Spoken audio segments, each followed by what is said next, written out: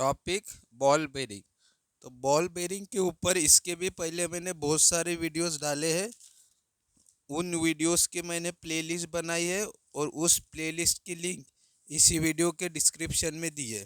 तो उन वीडियोस को आपको अच्छे से देख लेना है, फिर इस वीडियो को आपको देखना है, क्योंकि पिछले दो वीडियो मैंने डाले हैं उसके जैसा ही ये क्वेश्चन है। फ़र्क सिर्फ इतना है,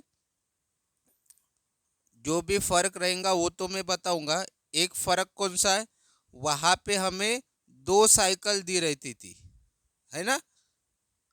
यहाँ पे 3 साइकिल टाइम है, वहाँ पे 2 साइकिल टाइम होते थे। जैसे हमने एक क्वेश्चन किया था, इसमें देखो एक 2 सेकंड वाली साइकिल थी, एक 8 सेकंड वाली। फिर इसके बाद एक और हमने क्वेश्चन देखा था, इसमें देखो एक 12 सेकंड वाली साइकिल है और एक 8 सेकंड। ठीक है। और इसके बाद भी एक क्वेश्चन हमने देखा था, उस टाइप का ही ये क्वेश्चन है। क्यों? क्योंकि उसमें भी डायरेक्ट हमें साइकिल टाइम दिया नहीं था, ऐसे परसेंटेज में दिया था टाइम, 30% ऑफ द टाइम। यानी जो हमारा टोटल टाइम है उसके 30% की पहली साइकिल है, तो ऐसे परसेंटेज में दिया था। और इस वाले क्वेश्चन में भी परसेंटेज में दिया है। तो जैसे हमने परसेंटेज की मदद से देखो सेकंड में वैल्यू निकाली थी, तो सेम कॉन्सेप्ट इस क्वेश्चन में भी लगाना है। ठीक है। यहाँ पे हमने सबसे पहले क्या किया था, total load cycle time assume किया था, क्योंकि इसमें दिया नहीं था और इसमें भी नहीं दिया है, तो इसमें भी अज्यूम करेंगे। ठीक है। और फिर हम T1 निकालते हैं, T2 निकालते हैं। तो सेम क्वेश्चन है। अगर ये क्वेश्चन आपको समझ में आए होंगे तो इस क्वेश्चन को भी आप आसानी से कर सकते हो। और जो कुछ भी चेंजेस होंगे वो तो मैं बताऊंगा ही। तो देखो, हमें इसमें बॉल बेरिंग नंबर दिया है 0312। Radial contact bearing is loaded as follow for. तो ये जो रेडियल कॉन्टैक्ट बेरिंग है ना, तो ऐसा मत समझना ये कोई दूसरी बेरिंग है, बॉल बेरिंग ही है। ऐसे लिख के आए रेडियल कॉन्टैक्ट बेरिंग, तो ये बॉल बेरिंग का ही क्वेश्चन है, ऐसे समझना। ठीक है। और जो भी बॉल बेरिंग नंबर दिया है वो लिख लेना। और रेडियल कॉन्टैक्ट बेरिंग मतलब हमारा डीप ग्रू बॉल बेरिंग का क्वेश्चन है। ठीक है, कोई दूसरा क्वेश्चन नहीं है। रेडियल कॉन्टैक्ट बेरिंग लिख के आया तो डीप ग्रू बॉल बेरिंग लिखना। फिर यहाँ पे भी टाइम दिया है 50% ऑफ द टाइम। ठीक है। जो जो टाइम है आपका, वो टाइम कितना है वो तो पता नहीं, लेकिन उस टाइम के 50% हमारा एक्शियल लोड रहेगा 5 किलो न्यूटन, रेडियल लोड रहेगा 3 किलो न्यूटन, और स्पीड रहेंगी 1800 RPM। और 25% ऑफ द टाइम रहेगा, तब हमारा डेटा क्या होगा, एक्शियल लोड का डेटा है 3 किलो न्यूटन, रेडियल लोड है 12 किलो न्यूटन, और स्पीड है 1200 RPM। और जब 20% ऑफ टाइम है तब हमारा डेटा है, रेडियल लोड है 18 किलो न्यूटन और स्पीड दी है 800 RPM। तो यहाँ पे हमें 3 साइकिल दी है, फर्स्ट, सेकंड और थर्ड। पिछले में जब हमने क्वेश्चंस किए थे दो वीडियो में, उसमें 2 साइकिल थी, तो इसमें 3 है। तो 3 से क्या होगा, एक साइकिल बढ़ गई। ठीक है, बाकी कुछ नहीं है। तो अभी देखो वो हम साइकिल टाइम कैसे निकालेंगे, क्योंकि हमें तो सेकंड में चाहिए ना। T1 क्या होगा, T2 क्या होगा, T3 क्या होगा। ठीक है। तो ये तो पूरा लिख लेना, गिवन फर्स्ट साइकिल टाइम यानी 55%, जो कि ये पॉइंट में है। ठीक है। अब वो सेकंड वाला तो हमें निकालना है, वो तो आपको पता है। ये तो परसेंटेज वाला साइकिल टाइम है, परसेंटेज को हमने पॉइंट में कर लिया। ठीक है। फिर 55% के लिए 5 किलो न्यूटन एक्शियल लोड है, तो जो हम पहला रहते उसको 1 1 नोटेशन देते, यानी एक्शियल लोड है तो FA1, किलो न्यूटन है उसको न्यूटन में कर लेना, वैल्यू को मल्टीप्लाई बाय 10⁻³ पहला रेडियल लोड है तो FR1 और पहली स्पीड है तो N1। फिर सेकंड साइकिल टाइम है 25% ऑफ द टाइम। ठीक है। हाँ, इसको थोड़ा और अच्छे से कैसे लिख सकते हैं, क्योंकि हमारा फर्स्ट साइकिल टाइम का है 50% ऑफ द टाइम, यानी 50% ऑफ द टाइम। अब ये टाइम हमें नहीं दिया है, 55% ऑफ द टाइम, यानी ये टोटल टाइम होता है हमारा। ठीक है, ठीक है, ऐसा लिख सकते हो। ये रहने दो अभी, इसको मत लिखना।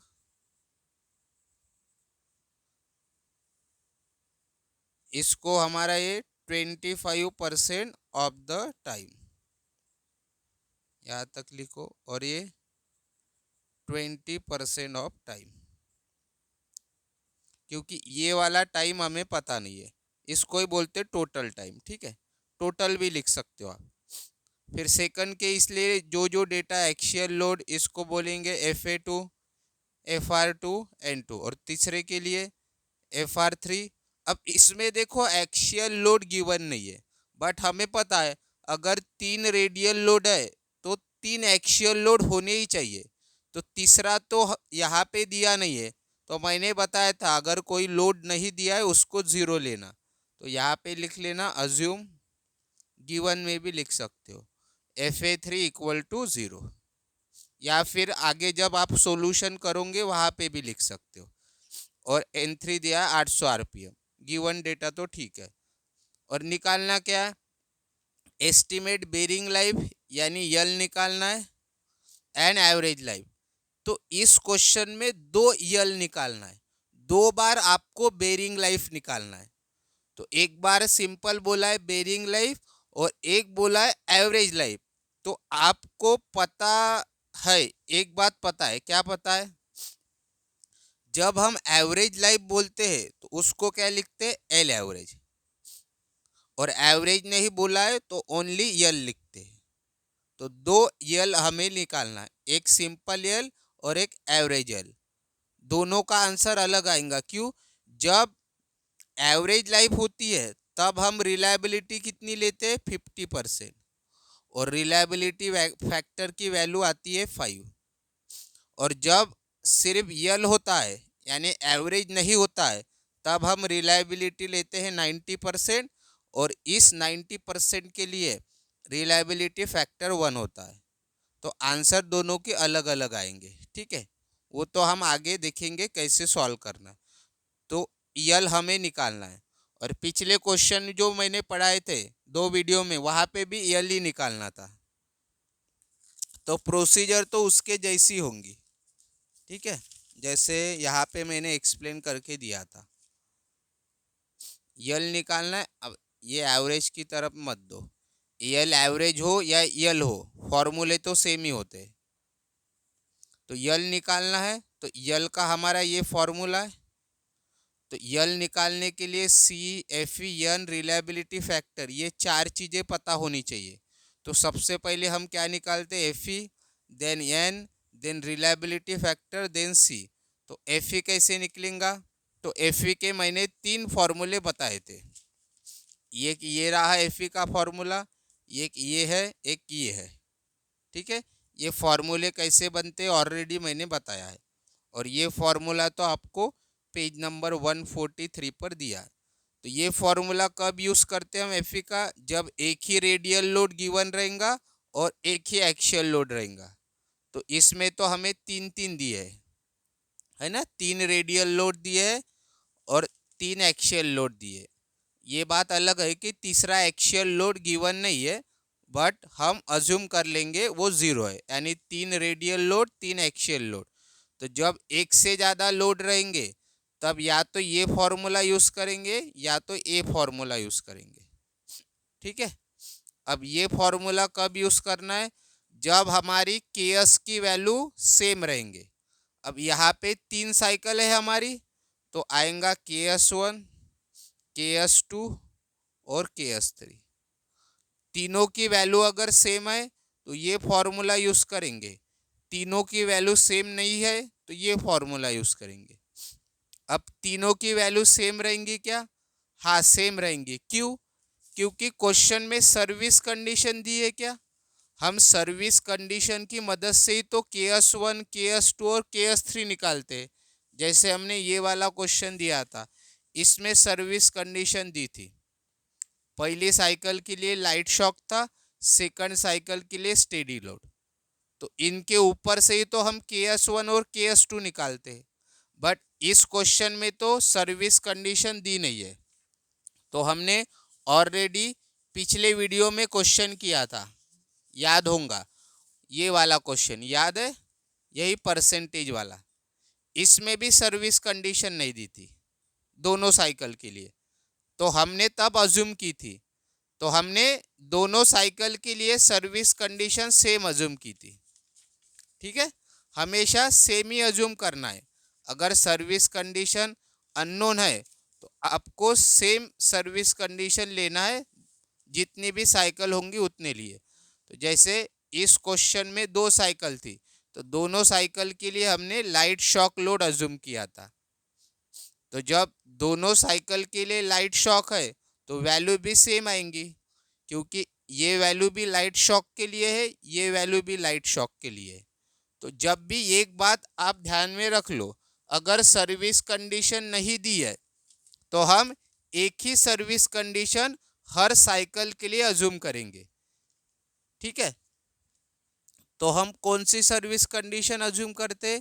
आपको पता है, लाइट शॉक लोड, हमेशा ये लाइट शॉक लोड, और इसकी वैल्यू है 1.5, यानी KS1 भी 1.5 आएगा, KS2 भी 1.5 आएगा और KS3 भी 1.5 आएगा। मतलब तीनों KS की वैल्यू सेम है। तो जब तीनों केएस की वैल्यू सेम रहेंगी तो ये फॉर्मूला हमें यूज करना है टू कैलकुलेट एफ तो एफ कब निकलेगा? जब हमारे पास ये सारी वैल्यूज होंगी। तो केएस तो पता चल गया, तो ये कितना है, तो लिखते कैसे मैंने बताया, KS1 equal to KS2 equal to KS3 equal to KS। ऐसे इक्वल टू कब लिखते जाना है? जब वैल्यू सेम हो, और लिखना है 1.5। मतलब KS की वैल्यू क्या है? 1.5। तो बाकी वैल्यू हमें निकालना है। तो सबसे पहले मैंने बोला FRM निकाल लेना और FAM निकाल लेना। अब FRM और FAM का भी फॉर्मूला मैंने एक्सप्लेन करके दिया है। तो कब ये दो फॉर्मूले यूज़ करने और कब ये दो फॉर्मूले यूज़ करने? अगर हमारी KS की वैल्यू सेम है तो इन दो फॉर्मूले का इस्तेमाल करना, और KS की वैल्यू सेम नहीं है तो ये दो फॉर्मूले। अब KS की वैल्यू हमारी तो सेम है, तो हमें इन दो फॉर्मूले का यूज़ करना पड़ेगा। FRM के लिए ये फॉर्मूला, FAM के लिए ये फॉर्मूला। तो हमारे तीन साइकिल है, तीन लोड है, तो FR1 cube into N1 plus FR2 cube into N2 plus क्या आएगा, FR3 cube into N3 upon में समेशन ऑफ N, जितने भी N होंगे उतने, कितने N है? तीन। तो N1 plus N2 plus N3, same यहाँ पे भी इसके जैसा यहाँ पे FA3 तक जाएगा फॉर्मूला, और नीचे आएगा N1 plus N2 plus N3। तो फॉर्मूले भी समझ में आगे होंगे। बट इसमें प्रॉब्लम क्या है, ये तो मैं बताऊंगा आपको। ये तो फॉर्मूले मैंने एक्सप्लेन कर दिए, बट इसमें प्रॉब्लम क्या है, ये तो वैल्यू हमारे पास है FR1 FR2 FR3, बट ये जो N1 N2 N3 है, ये आपको पता है किस यूनिट में रखना है? रिवॉल्यूशन। और हमें जो N1 N2 N3 दिया है वो है रिवॉल्यूशन पर मिनट में, रिवॉल्यूशन पर मिनट, रिवॉल्यूशन पर मिनट, रिवॉल्यूशन पर मिनट। तो इनको हम यूज नहीं कर सकते इस फॉर्मूले में, तो हमें N1 N2 N3 निकालने पड़ेंगे रिवॉल्यूशन में। तो उनके फॉर्मूले भी ऑलरेडी आपको पता है, N1 के लिए N1 इंटू T1, N2 के लिए N2 इंटू T2 और N3 के लिए N3 into T3। N1 N2 N3 की वैल्यू क्वेश्चन में दी है, T1 T2 T3 नहीं है हमारे पास, तो इसीलिए सबसे पहले हमेशा हम क्या निकालते हैं? T1 T2 T3। तो देखो वो कैसे हमें निकालना है। समझ में आ गया। अगर आपको एफ ई निकालना है तो एफ ई अगर निकालना है तो आपको तो पहले इन सारी वैल्यूज को निकालना पड़ेगा ना। तो मैंने बोला पहले एफ आर एम और एफ ए एम निकालेंगे। तो ये रहा उसके फॉर्मूले। अब इसमें भी प्रॉब्लम क्या था, N1 N2 N3 हमारे पास नहीं था रिवॉल्यूशन में, तो पहले उनको निकालना पड़ेगा। अब इसमें प्रॉब्लम क्या था, T1 T2 T3 नहीं था, तो इसीलिए सबसे पहले T1 T2 T3 निकालेंगे। तो जैसे पिछले वीडियो में मैंने बताया था सेम कॉन्सेप्ट को फॉलो करना है। इसमें भी हमें टोटल लोड साइकिल टाइम नहीं दिया है। जैसे ये जब हम दो क्वेश्चन किए थे, इसमें देखो टोटल लोड साइकिल टाइम हमें गिवन था क्वेश्चन में। इसमें कितना था देखो 20 सेकंड। पहली साइकिल थी 12 सेकंड की, दूसरी 8 सेकंड की। 12 और 8 कितने होते हैं 20। तो इसमें तो ऑलरेडी हमें गिवन था। और एक हमने क्वेश्चन किया था उसमें भी गिवन था। कौन सा क्वेश्चन था वो, ये वाला। एक साइकिल थी 2 सेकंड की, एक साइकिल थी 8 सेकंड की। तो 2 + 8 कितना होता है 10 सेकंड। ऐसे ही समझ में आ जाता है। और उन्होंने बोला भी है 10 सेकंड। इन दोनों की एडिशन ही टोटल लोड साइकिल टाइम होता है। तो इस क्वेश्चन में तो दिया नहीं है, यहाँ पे तो ऐसा बोला है 55% ऑफ द टाइम। और ये टाइम कौन सा होता है हमारा, टोटल लोड साइकिल टाइम। तो हम कैसे करते, हमेशा अज्यूम करना total load cycle time 10 second, ठीक है। फिर कैसे निकालेंगे हम T1 T2 T3, ठीक है। तो या तो हम ऐसे प्रॉपर लिख सकते हैं। हाँ, अभी देखो T1 T2 T3 कैसे निकालेंगे। तो ऐसे मत करना, जैसे ये हमारा फर्स्ट साइकिल टाइम, यानी इसको क्या लेते हैं, इसको T1 लिख लेना। सेकंड साइकिल टाइम को हम T2 लिखते हैं और थर्ड को हम T3 लिखते हैं, बराबर है। अब ये हमारी एक्चुअल वैल्यू नहीं है, क्योंकि यहाँ पे 55% ऑफ द टाइम बोला है। तो देखो ऐसा नहीं करना है, कैसे करना है देखो। तो T1 क्या बोला है हमने, 55% ऑफ टाइम। तो लिखना ऐसे, अज्यूम टोटल लोड साइकिल, ऐसे 3 बनाना। हाँ, इसकी जगह क्या आएगा वो लिख के दे रहा हूँ। T1 = 50% of the time. ये टाइम कौन सा हमारा, वही टोटल लोड साइकिल टाइम।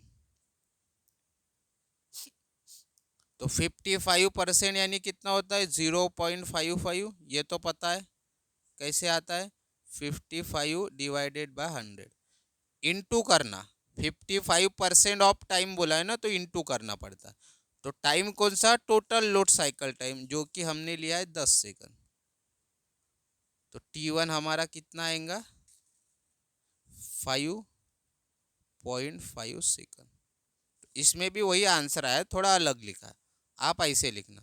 फिर इस T2 के लिए क्या लिखेंगे, T2 = कितना दिया है 25% ऑफ द टाइम। तो 25% ऑफ टाइम, टाइम मतलब ये टोटल वाला। तो 25 यानी 0.25 इंटू 10, टोटल टाइम 10 है। तो T2 कितना आएगा हमारा 2.5 सेकंड। फिर T3 के लिए क्या लिखना, कितना है T3, 20% ऑफ द टाइम,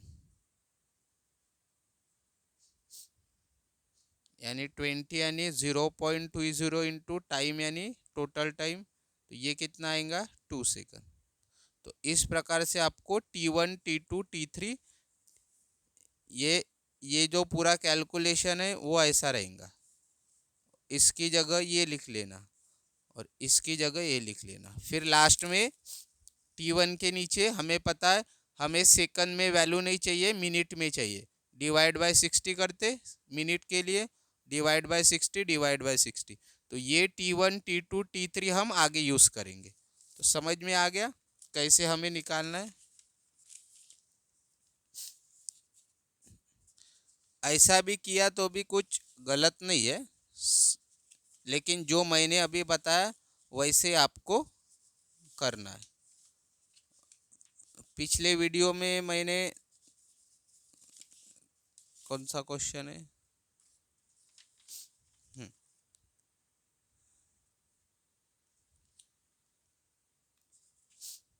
चलो। तो अभी T1 T2 T3 निकल गया। अब N1 N2 N3 निकल लेना, ठीक है। फिर सारी वैल्यूज को यहाँ पे पुट कर लेना, क्योंकि अभी हमारे पास सारी वैल्यूज है। तो FRM भी मिल जाएगा, FAM भी मिल जाएगा। कहाँ थे हम, FRM मिल गया, FAM मिल गया, फिर X और Y निकालते हम। तो उसके लिए आपको पता है X और Y की प्रोसीजर क्या रहती है, हर क्वेश्चन में सेम ही रहती है। Page number 144 deep groove ball bearing है, तो इसी रो पर फोकस करना। ई की वैल्यू लिखना 0.25, ठीक है। फिर हम रेशो निकालते, तो रेशो FA अपॉन FR मत लिखना। FA अपॉन FR जब सिंगल लोड रहेगा, एक ही रेडियल लोड एक ही एक्शियल लोड, तब FA अपॉन FR लिखना। एक से ज़्यादा है तो FAM अपॉन FRM। FAM की वैल्यू ये, FRM की वैल्यू ए। तो आंसर कितना आया 0.44। फिर हम देखते हैं दोनों में से बड़ी वैल्यू कौन सी है, रेशो की वैल्यू है कि ई की वैल्यू है। तो इसकी वैल्यू आई है 0.44 और ई की वैल्यू है 0.25। बड़ी वैल्यू कौन सी है, ये वैल्यू, तो यारो इधर आएगा। तो कौन सी कंडीशन आई है हमारी, ये वाली कंडीशन, ठीक है। तो इसके लिए x की वैल्यू 0.56, y की वैल्यू 1.6। फिर हमें पता है ये भी वैल्यू हमें मिल गई। और कौन सी वैल्यू चाहिए, एक्स FRM y FAM मिल गया। KS पता है, मैंने बताया 1.5। KO KP KR इनको हम लिख लेते। KO KP KR के बारे में क्वेश्चन में तो कुछ भी नहीं दिया है, तो हम क्या अज्यूम करते, KO के लिए पहली कंडीशन, KP के लिए भी पहली कंडीशन और KR के लिए भी पहली कंडीशन, और तीनों की वैल्यू रहती है 1। लिख लिया, अज्यूम बराबर लिख लेना। और फाइनली हमारे पास FE निकालने के लिए अब सारी वैल्यूज है, सारी वैल्यूज हमें पता है। तो इन सारी वैल्यूज को फॉर्मूले में पुट कर लेना। एक्स भी है, FRM है, वाई भी है, FAM भी है, KS भी है, KO KP KR सारी वैल्यूज है, आंसर आएगा ये। फिर FE मिल गया, फिर क्या निकालना है, यन तो आपको पता ही है, page number 143 n equal to 3। फिर इसके बाद हम निकालना है रिलायबिलिटी फैक्टर। तो रिलायबिलिटी फैक्टर, अब देखो यहाँ पे क्या करना पड़ेगा, थोड़ा ध्यान दो। अभी तो हमें दो यल निकालने हैं, है ना, यल हमें दो निकालने हैं। तो पहले कौन सा है हमारा, नॉर्मल यल है, एवरेज वाला नहीं है। तो इस यल के लिए रिलायबिलिटी कितनी लेंगे, 90%, हमें पता है। एवरेज वाला यल रहता तो 50% लेंगे, अगर एवरेज नहीं है तो हम 90% लेते हैं। तो सबसे पहले हम ये वाला यल निकाल रहे हैं, तो ये एवरेज वाला है नहीं, तो रिलायबिलिटी लेंगे 90% अज्यूम।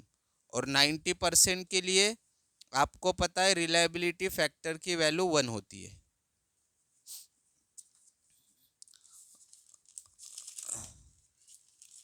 अब FE भी है, N भी है, रिलायबिलिटी फैक्टर भी है। C कैसे निकलता है आपको पता है, बॉल बेरिंग नंबर के ऊपर से। तो बॉल बेरिंग नंबर क्या है हमारा, 0312। तो 0312 इसकी मदद से कैपिटल C की वैल्यू निकालेंगे। क्या है हमारा बॉल बेरिंग नंबर, 0312। तो आपको पता है ये दो डिजिट कहाँ पे देखने पड़ते, यहाँ पे। तो 03 कहाँ पे, यहाँ पे, और 12 कहाँ पे देखेंगे, इस नंबर वाले कॉलम में। तो नंबर वाले कॉलम में 12 कहाँ पे है, ये रहा 12। तो यहाँ से नीचे आना, यहाँ से 12 कहाँ पे इंटरसेक्शन हो रहा है, यहाँ पे। तो ये रही कैपिटल C की वैल्यू 64,000। तो कैपिटल सी की भी वैल्यू मिल गई 64।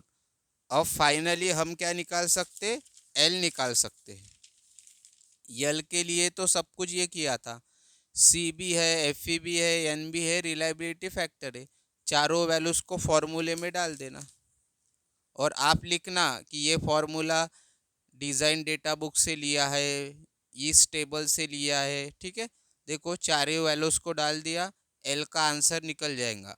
और आपको पता है इस फॉर्मूले से जो एल निकलता है वो मिलियन रिवॉल्यूशन में होता है, बट हमेशा एल का आंसर निकालना आवर्स में। क्वेश्चन में भला ही पूछा नहीं है उन्होंने, कुछ भी नहीं बोला है, यूनिट के बारे में नहीं बोला है, तो आवर्स में निकाल के रख देना। तो चलो आपको ये भी पता है मिलियन रिवॉल्यूशन की वैल्यू को आवर्स में कैसे करते हैं। हमारे पास एक फॉर्मूला है जो कि डेटा बुक में नहीं है, ये फॉर्मूला आपको याद रखना है। ठीक है, तो इसमें प्रॉब्लम क्या होता है, जब भी आपके पास एक से ज़्यादा आरपीएम की वैल्यूज होती है, एक से ज़्यादा स्पीड होते हैं, इसमें कितने N1 N2 N3 है, एक से ज़्यादा एन की वैल्यू है तो आपको एन एवरेज लिखना पड़ता है। तो एन एवरेज तो हमारे पास है ही नहीं, तो इसका ये फॉर्मूला है N1 into T1 plus N2 into T2 plus N3 into T3 upon T1 plus T2 plus T3। अगर दो ही साइकिल रहती क्वेश्चन में तो कहाँ तक लिखते थे, जैसे हमने पिछले क्वेश्चंस वगैरह किए थे, तो उसमें भी हमने एन एवरेज निकाला था, तो उसमें दो ही साइकिल थी, तो इसीलिए फॉर्मूला क्या आया था N1 into T1 plus N2 into T2 upon T1 plus T2, दो साइकिल वाला था। इसमें तीन साइकिल है, इसलिए N1 into T1 plus N2 into T2 plus N3 into T3 upon T1 plus T2 plus T3।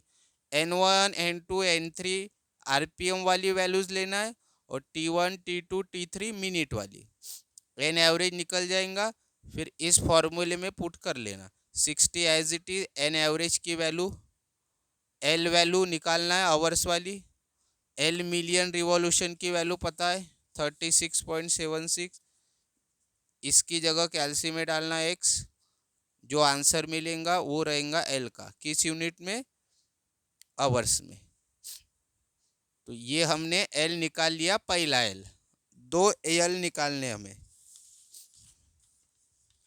पहला एल निकाल लिया, अभी निकालेंगे ये वाला एल। तो ये एल कैसे निकलेगा,